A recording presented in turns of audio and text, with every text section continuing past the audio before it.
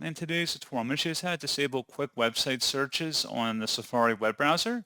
So this should hopefully be a pretty straightforward process here, guys. And without further ado, let's go ahead and jump straight into it.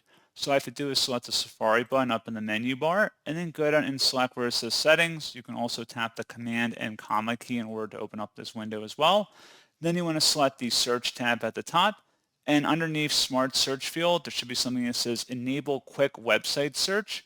Go ahead and just uncheck that and then close out of here, and that's all you have to do. So pretty straightforward process, guys, and as always, thank you for watching. I do hope that was able to help you out, and I do look forward to catching you all in the next tutorial. Goodbye.